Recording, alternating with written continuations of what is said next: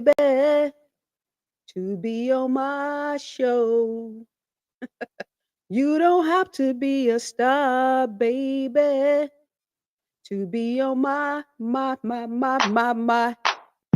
show. Oh man, listen.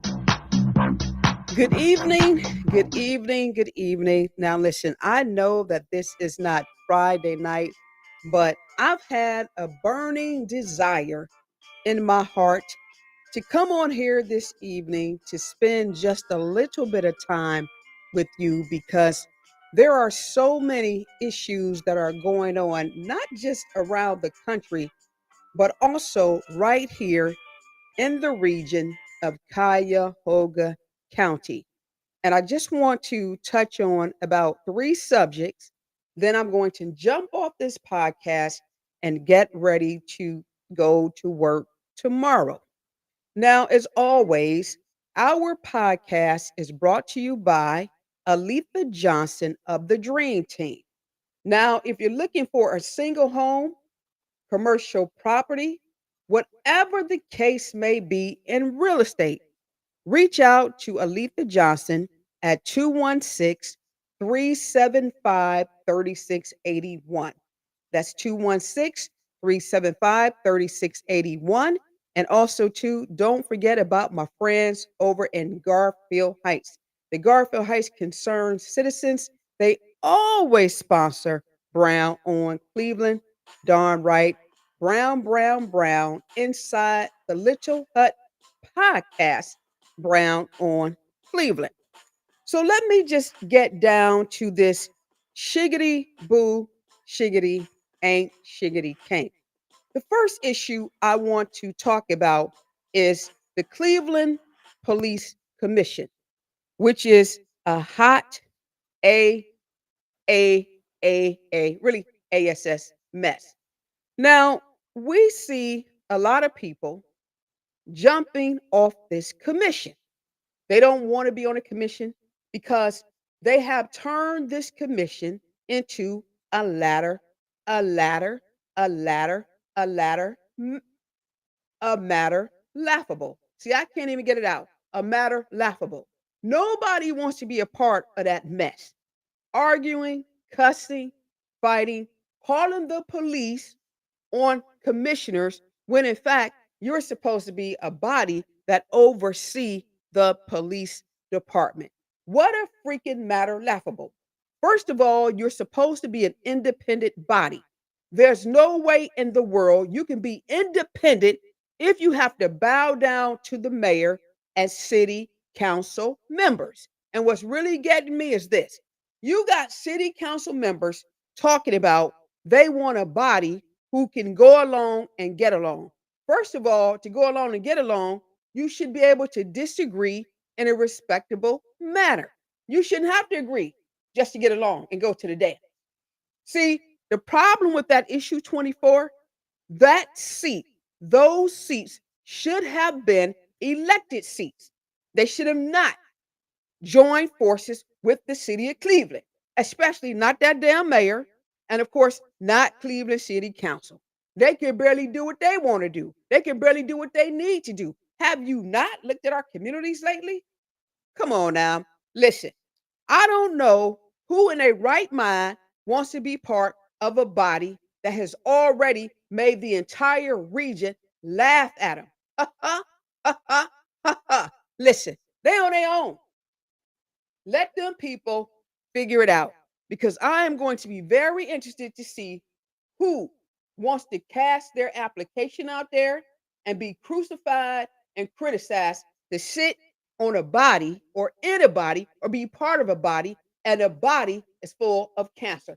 Doesn't make sense to me. Brown on Cleveland said it, and I don't care what anybody say. Brown on Cleveland. Show enough, show enough, show enough. The second thing I want to talk about is this. Whatever happened to the driver who was driving Mayor Justin Bibbs, when he said he was late for a meeting and he had that collision, that crash? Whatever happened to that story? I know darn well they're not trying to cover that story up. They said that in order to fix that vehicle, It would cost taxpayers $26,000. No, it should not. No, taxpayers in Cleveland should not be responsible for that mess that Mayor Bibb and his driver caused. Mayor Bibb need to come out his pocket and pay for that. On top of that, mainstream media need to go back and get that story, find out what happened with that story. So therefore, voters like me, come election time, we can make the right decisions for ourselves. Because I'm gonna tell you something. If we get stuck with that $26,000 bill, hate to tell you, you're not gonna be in that mayor seat. Because listen, a whole lot of folks don't want him anyway. And at the end of the day, they're gonna do everything in their power to campaign against that joker. And I'm not joking. Nobody's gonna sit up here and pick up a tab that's caused by the mayor of a city. You caused the accident, you and your driver. I don't know what happened inside that car, but at the end of the day, that is not our responsibility, and taxpayers are not be liable. And the media need to get back on that story because one thing the city of Cleveland they like to do is push stuff under the rug. Brown on Cleveland, darn right I said it. But here's the kicker. I have a buddy on Facebook, and I'm not going to put his name out there because he has a podcast and I have a podcast. And I would love to see him inside the Little Hut podcast. So he has this post talking about, the prosecutor versus the felon versus the prosecutor. Now, the only thing I want to say about it is this. First of all, all this stuff going on with the presidential election appears to be a little suspect from the top to the bottom and the middle. So let's talk about this a little bit on a local level. Here's what's getting me. You have a lot of people who are saying, and wait, let me put this disclaimer out there. Y'all know I am an independent. I don't care if you're a Democrat. I don't care if you're a Republican, a Libertarian, a Green person. Kimberly Brown will always support the person, the qualified person, and never a party. I don't do political parties. I don't. I do qualified people. And when we collectively learn to vote for people who are qualified rather than a political party, we will see a drastic change in our region and in the country. I know that sounds like a utopia, but here again, that's the way democracy ought to be. But at any rate, back to the issue at hand. The issue at hand is prosecutor versus felon. Here's the thing that gets me. Let's talk about this from a local level.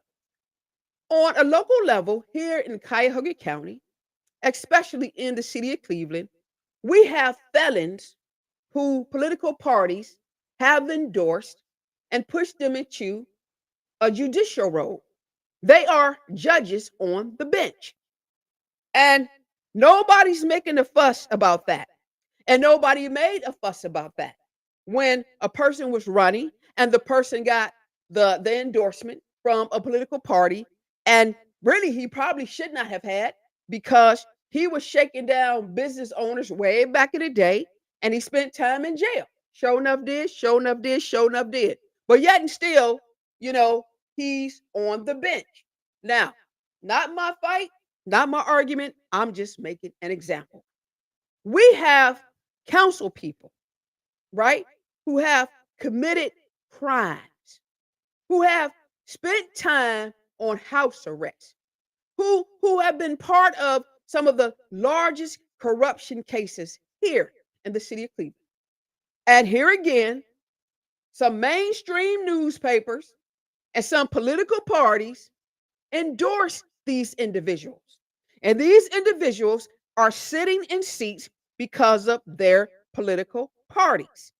And when you look at the neighborhoods that they oversee, where they are the council persons, the neighborhoods are falling apart.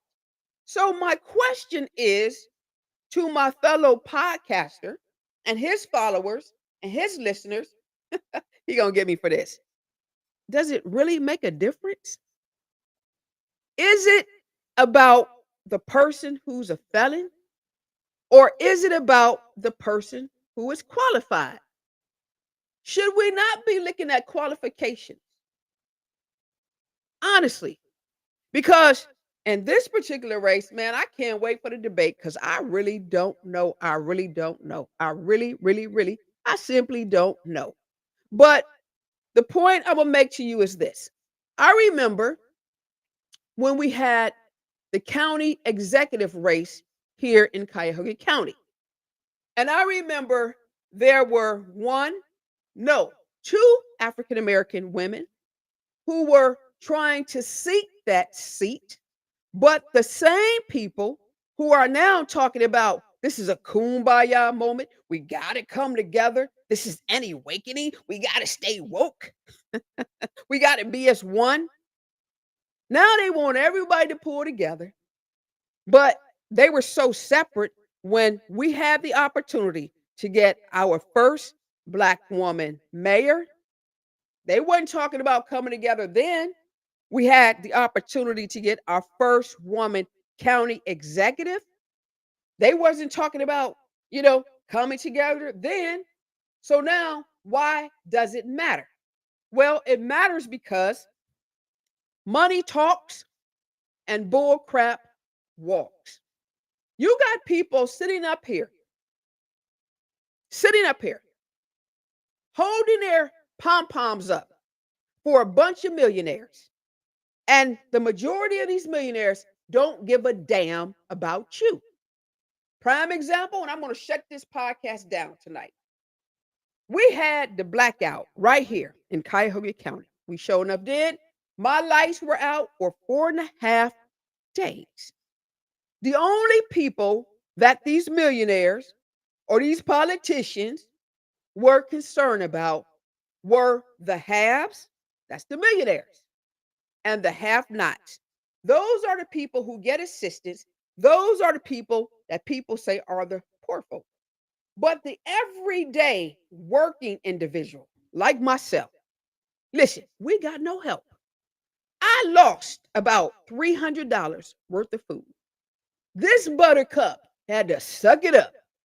But everybody else got their food stamps replaced. They got money on their EBT card, TANF, SNAP, whatever the case may be. We got nothing. So here in life, you got the haves, you got the have nots, and you got people like me, the have nothings.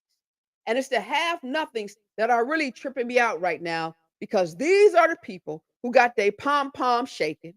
These are the people who will go out there and vote and support and will give money knowing damn well they probably can't even pay their next light bill. Listen, Brown on Cleveland, don't get mad at me. Something was just bothering my spirit today, and I had to come on to add my 2 cents to this nonsense to make common sense out of political sense. But hey, it's the silly season of politics, y'all. And we going to get us a brand new president since they kicked Joe Biden to the curb. And everybody know Joe mad. And I don't know why people keep talking about, he got out because he loved his country. No such a thing. That ain't true. Y'all know damn well that's not true. Listen, his own party kicked him out. Sure enough did. And I don't really know with that Kamala Harris, how much, leverage she had on this. But I know one thing. They mad at that damn Barack Obama and Michelle. Show enough, show enough, show enough. Listen, not my words. I just simply read the news, and my job is to report the news. My name is Kimberly Brown. Don't get mad at me. But listen, even if you do, I'm a grown woman all day long. I really don't care because I'm an independent thinker all day long. But as I always say, each and every time I'm on a podcast, listen, I know that you don't like me. And the common ground is I probably don't even like you. And again, that's what we have in common. But real talk, if you need me, call me. Just don't talk about me because I'll talk about you. I'll talk about you back. But listen, in the meantime, in between time, you guys have a great evening. I just needed to, get something off my chest. Here, hey, look. My name is Kimberly Brown. Brown, Brown, Brown. Simply Brown.